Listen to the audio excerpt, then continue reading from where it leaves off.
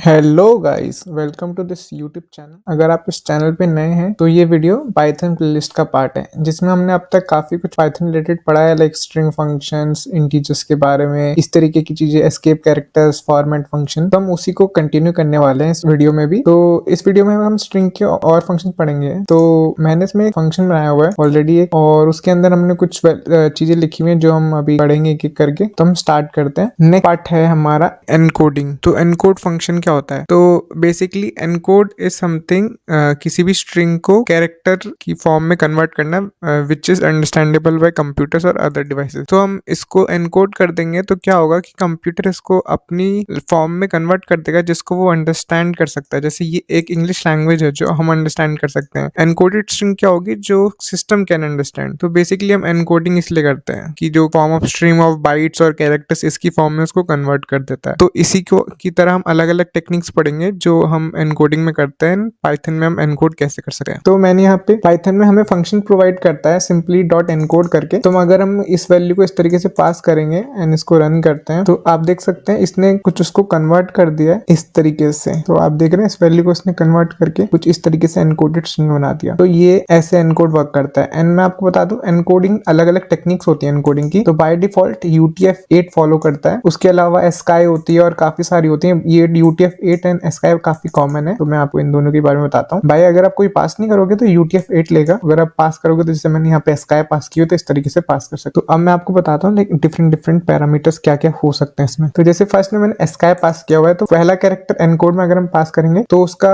हम वो भेजेंगे कि किस टाइप का हमें एनकोडिंग करनी है। तो मैं यहाँ पे एस्काई में एनकोडिंग करनी है और मैंने यहाँ पे क्या किया, /रिप्लेस लिखा हुआ है। तो इसका मतलब क्या है, ये सेकंड जो हम पैरामीटर पास करेंगे बेसिकली एरर के लिए है। तो जैसे एनकोडिंग में अगर कभी कभी स्ट्रिंग में क्या होगा, वो एनकोडिंग स्ट्रिंग पढ़ते पढ़ते उसको कहीं एरर मिलेगा, लाइक वो कुछ कन्वर्ट नहीं कर पा रहा है, कुछ एरर थ्रो करेगा। तो इस तरीके से इसमें सर्च करेगा और वो उससे रिप्लेस कर देगा। मैं अगर इसको रन करता हूँ तो आप देख सकते हैं इसने क्या किया, दिस इज स्लैश से रिप्लेस कर दिया इसको क्यों रिप्लेस किया? क्योंकि हमारा यहाँ पे टाइप है एस्काई। एस्काई में ये वाली वैल्यूज नहीं आती हैं, उसमें आती है सिर्फ like 0 to 9 A to Z इस तरीके से वैल्यूज आती हैं। ये स्पेशल वैल्यू नहीं आती है स्काई में, तो इसलिए उसको यहाँ पे एरर मिला। बट हमने इसको इस तरीके से दिया हुआ था तो उसने इसको थ्रू कर दिया। बट अगर आप इसको एरर देखना चाहते हैं तो हम इस वाले को रन करते हैं जो मैंने यहाँ पे लिखा हुआ है। तो आप देख सकते हैं इसने इस तरीके का एरर दे दिया। जो ये इसको कैरेक्टर मिला है ये इसकी रेंज में नहीं है। तो स्ट्रिक क्या करता है, उसको कहीं भी एरर मिलेगा तो वो थ्रो कर देगा एनकोडिंग में। तो हम ये यूज कर सकते हैं अगर हमें फाइंड करना है कि कुछ, तो कहीं भी अगर हमें कुछ एरर थ्रो करना है एनकोडिंग में, हमें शो करना है कि कुछ कहीं पे प्रॉब्लम हुई है, तो हम स्ट्रिक का यूज करके प्रॉब्लम को पता कर सकते हैं। तो नेक्स्ट हम मूव कर जाते हैं। हमने जो पढ़ रहे थे ऊपर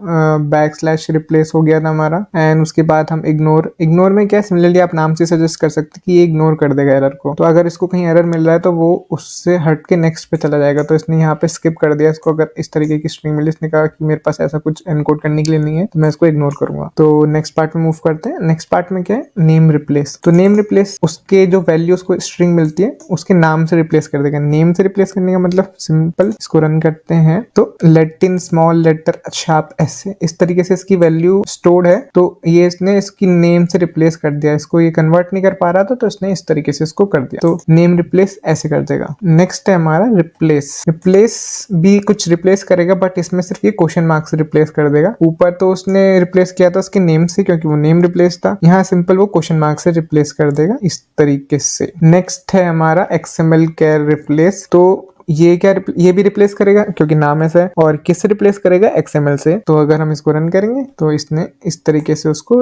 रिप्लेस कर दिया है। तो ये हमारे पास अलग अलग मेथड्स हैं।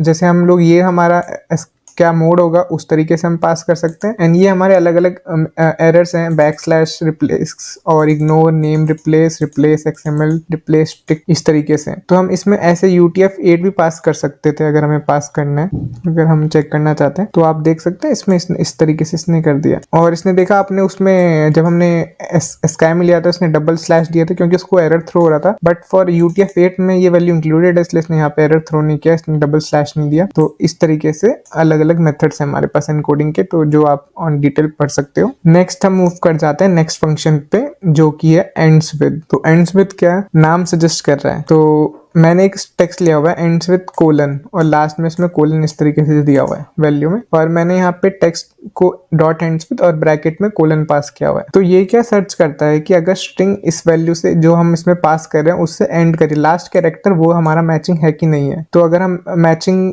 करेंगे, अगर चेक करेंगे कि इसमें कोलन है कि नहीं है, तो इसको मिलेगा ट्रू, तो ये रिटर्न कर जाएगा ट्रू वैल्यू। तो आप देख सकते हैं ट्रू वैल्यू रिटर्न की, क्योंकि एक्स कोलन से वो होता है। ये हमारा सिंपल हो गया। नेक्स्ट हमने कुछ सिनेरियो सिमिलरली जैसे हमने ऊपर पढ़ा था कि हम वैल्यूज पास करते हैं स्टार्टिंग इंडेक्स और एंड इंडेक्स, तो वही है, हमने स्टार्टिंग इंडेक्स और एंड इंडेक्स पास किया हुआ है। तो इसने स्टार्टिंग इंडेक्स किया हुआ 0 और 1 2, तो 2 तक ही चलेगा। तो इसका मतलब इसके लिए लास्ट कैरेक्टर हो गया डी, तो ये डी पे सर्च करेगा कि इसको कोलन मिल रहा है नहीं मिल रहा है, तो ये फॉल्स दे देगा क्योंकि 2 पे कोई कोलन नहीं है। तो हमने स्पेशली यहाँ पे स्टार्टिंग इंडेक्स एंड इंडेक्स दिया, तो ये एंड्स मतलब चेक करेगा लास्ट वैल्यू पे, तो वो हमारे डिपेंड करेगा इंडेक्स जो हम पास करें। अगर नहीं पास करें इसके लिए हिसाब से, तो वो डिफॉल्ट एंड कैरेक्टर पे जाएगा, अदरवाइज जो हम वैल्यू पास करेंगे उस पे जाएगा। दूसरा ऑप्शन है इसमें, और आपने जैसे मैंने प्रीवियस वीडियोस में नेक्स्ट नेगेटिव इंडेक्सिंग के बारे में बताया था, वो भी हम यहाँ पे एप्लीकेबल है, हम नेगेटिव इंडेक्स भी पास कर सकते हैं। तो जैसे मैंने कोलन पास कर दिया -3, तो -3 आपने पढ़ा था कि हम पीछे से स्टार्ट करते हैं, तो -1 -2 -3, तो वो यहाँ से स्ट्रिंग पड़ेगा और ये इसकी एंड ऑफ द स्ट्रिंग है क्योंकि हमने कुछ पास नहीं किया है, तो उसको कोलन मिल जाएगा एंड वो वैल्यू ट्रू दे देगा अगर हम इसको रन करेंगे। तो आप देख सकते हैं, तो इसमें